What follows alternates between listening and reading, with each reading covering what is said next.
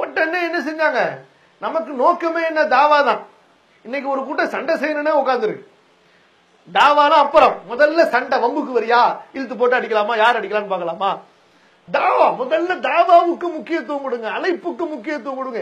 எதிர்ப்பவனே அடிப்பவனே அது இரண்டாவது கட்டம். அடிக்கிறது எதிர்க்கிறது. முதல்ல சும்மா இருக்கிற கோடி பேருக்கு தாவா கொடுக்க முடியல.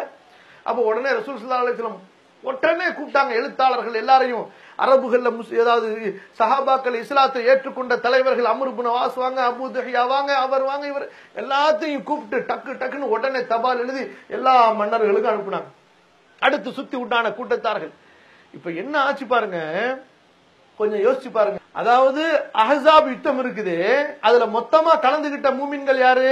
எத்தனை பேரு போருக்கு? மூமின்கள்ல 4000 பேர். அதாவது அதுக்கு சுத்தி உள்ள எல்லாருமே சேர்த்து. அதுக்கப்புறமா அடுத்து ஹிஜ்ரி 8வது ஆண்டு ரசூல் ஸல்லல்லாஹு அலைஹி வஸல்லம் மக்கா வெற்றிக்கு போகும் பொழுது கூட இருந்தவங்க எத்தனை பேரு? 12000 பேர். சுப்ஹானல்லாஹ், எப்படி வேகமாக இஸ்லாம் பரவியது பார்த்தீங்களா? அந்த 2 வருஷத்துல அவ்வளவு அழைப்பு பணியின் அத்தனை துருப்புகளையும் ரசூல் ஸல்லல்லாஹு அலைஹி வஸல்லம் முடுக்கி விட்டார்கள்.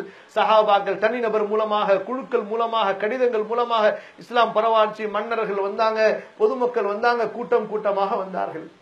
அடுத்து 7வது ஆண்டு. இந்த 7வது ஆண்டுல குறைஷிகள் அல்லாத தூரத்து அரபிகள், கிராம அரபிகள், இவங்களுக்கு வேலை என்ன தெரியுமா? சஹாபாக்கள் வியாபாரத்துக்கு போனா அல்லது வியாபாரத்துக்கு வந்தா பாதையை மறிச்சு கொள்ளையடிக்கிறதா வேலை. இவங்களெல்லாம் ஒடுக்கணும், பாதைகளை நிம்மதியாக்கணும், போக்குவரத்து எப்போதும் சேஃப்டியா இருக்கணும். இஸ்லாமிய அரசாங்கத்தினுடைய மிக முக்கியமான அம்சம் போக்குவரத்திலே எந்த விதமான உயிர் சேதம், உயிர் பயம் இருக்கக்கூடாது, கொலை கொள்ளை பறிப்பு இருக்கக்கூடாது. உடனே அது சம்பந்தப்பட்ட ஏற்பாடுகள் எல்லாம் செஞ்சு காபா யுத்தம், ஜாத்துர் ரிகா என்ற யுத்தம் நடக்குது.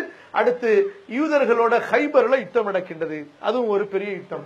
அதுக்கப்புறமா 7வது ஆண்டு, அடுத்த ஆண்டு உம்ராவுக்காக திரும்ப வருகிறார்கள்.